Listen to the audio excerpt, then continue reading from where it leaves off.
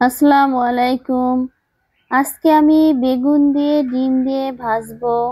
এখানে নিয়েছি আমি পেঁয়াজ কুচি, গোল গোল করে কাঁচামরিচ কেটে নিয়েছি। সামান্য লবণ দিয়ে হাতের সঙ্গে চটকিয়ে ডিমগুলো আমি এই যে ভেজে নেব, তাই ফাটিয়ে নিয়েছি। এখন গুলিয়ে নেব। গুলিয়ে কিন্তু সুন্দরভাবে মিক্সড করে নিয়েছি আমি।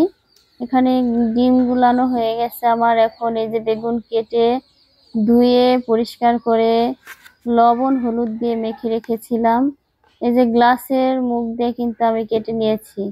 এক এক করে সব বেগুন গুলাকে আমি এভাবে কাটবো, কারণ এই যে যে চুরির মতো হয়েছে, এই চুরির মতোই আমি কড়াইতে দিয়ে এখানে ভিতরে দিয়ে কিন্তু ডিম গুলাকে ভাজবো। এই ডিমগুলা এক পিস নিব আমি খাবারের সঙ্গে, আর তার সঙ্গে ভিতরের যে অংশটা ছিল সেটাও ভেজে নেব। ওটাও কিন্তু ভাতের সঙ্গে খাবো। এই যে ডিম আমি ঢেলে দিতেছি কড়াইয়ে বেগুনের মধ্যে।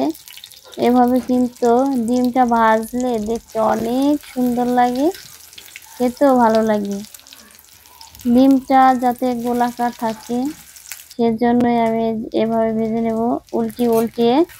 এই যে কিন্তু আমার বেগুন ভাজা হয়ে গেছে। আমি এখন কিন্তু বেগুনগুলো উঠিয়ে নেব সব।